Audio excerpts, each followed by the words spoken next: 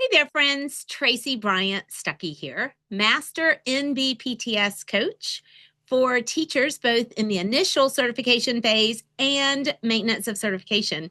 Today, I'm talking about borrowing a classroom, and specifically for you all in the maintenance of certification program. This requires that you really need to do some beginning with the end in mind type thinking. You need to, first of all, know what your PGE that you're going to use and connect to for your video is going to be about. You can't possibly find the right group of kids with the right teacher unless you already know your professional growth experience and what you're trying to prove. Because remember, the professional growth experience, you're writing about how you grew, how you involved others, how you integrated technology or equity, fairness, diversity, and how that impacted students. You're doing that in your component 1, 4 pages.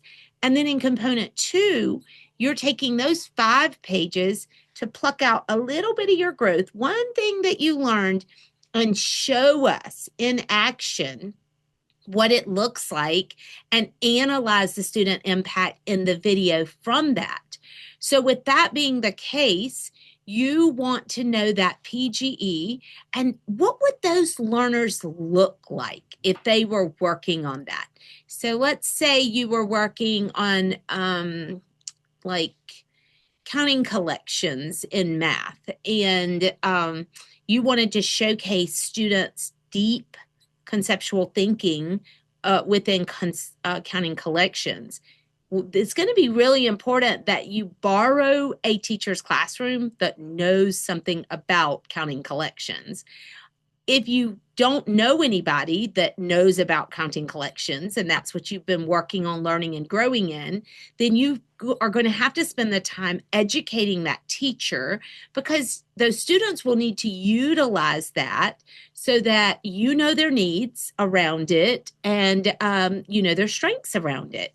And that's super clear. I've got a blog that I've attached to the bottom of this video that goes into more detail and shows you what the national board says about borrowing a classroom and knowing the kids you teach. But more importantly, it's got to look like a learning community. So we know in our schools, some teachers develop learning communities where we hear student voice better than others. So you want to make sure you align with a teacher and the students who actually have a natural learning community where students are engaged, because we are looking from the assessor end for 3 types of engagement: you to students, students back to you, and student to student.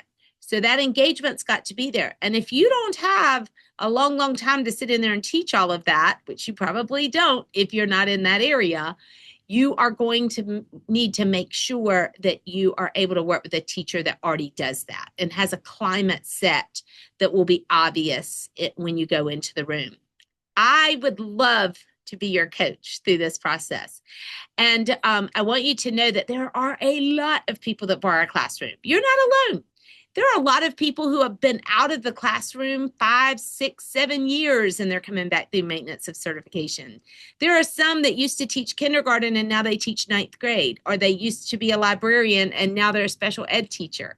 And I've worked with them all, and I would love to work with you. We have Renew Like a Pro. It's an amazing cohort of people just like you. Come on over to TraceyBryantStuckey.com. Check it out. And if you want a very special deal, just because you are a teacher who's going to have to borrow a classroom, go over to hello@TraceyBryantStuckey.com. That's the email address. And let my team know you're going to need to borrow a classroom and you want to know what a special deal might be for you. I'll see you there. Bye now.